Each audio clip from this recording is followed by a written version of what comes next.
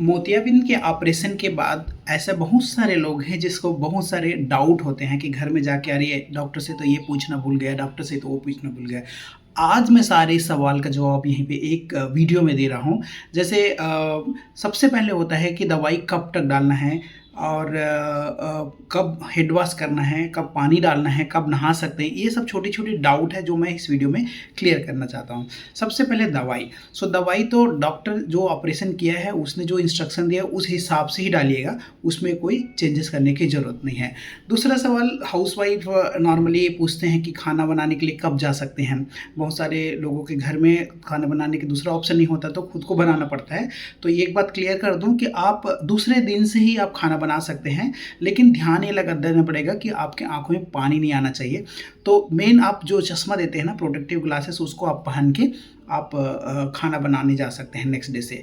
और भी बहुत सारे सवाल जैसे कि कब वॉकिंग में जा सकते हैं, जॉगिंग में जा सकते हैं, ये है। तो वॉकिंग तो नेक्स्ट डे से आप जा सकते हैं, लेकिन आप ध्यान रखिए कि आप चश्मा पहन के जाइए। जो प्रोटेक्टिव ट्रांसपेरेंट ग्लास देते हैं जो डस्ट और वाटर के लिए होता है, उसको पहन के जाइएगा। और दूसरा नेक्स्ट सवाल ये भी आ सकता है कि ड्यूटी कब ज्वाइन कर सकते हैं।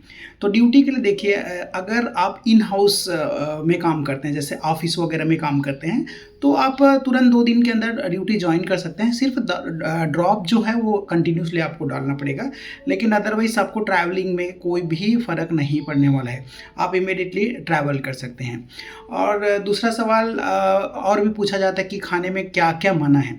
नॉर्मली इस कैटरेक्ट सर्जरी में माइक्रो इंसिजन से कैटरेक्ट सर्जरी किया जाता है, तो नॉर्मली किसी को कुछ भी मना ही नहीं होता। खट्टा खा सकते हैं, मीठा खा सकते हैं, तो हार्ड वाले खा सकते हैं, कुछ भी खा सकते हैं। कभी भी जितना खाते हैं उतना खाइए, उसमें कोई भी प्रॉब्लम नहीं है। स्पेशली शुगर पेशेंट पूछते हैं कि क्या क्या खाना है, जो उसका डाइट है वो उसी को वैसे फॉलो करना चाहिए।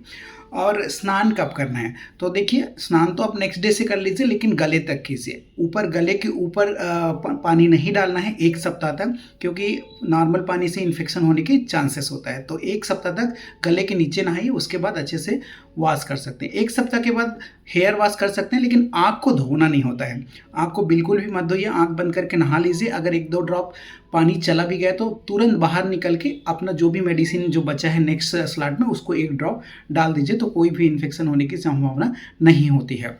और आँखों में जैसे बहुत लोग पूछते हैं खुजली आती है, क्या कर खुजलाना चाहिए, नहीं खुजलाना चाहिए। देखो ऑपरेटेड आई है तो हाथ को तो बिल्कुल भी नहीं छूना चाहिए, क्योंकि हाथ की वजह से बहुत सारे इन्फेक्शन हो सकता है।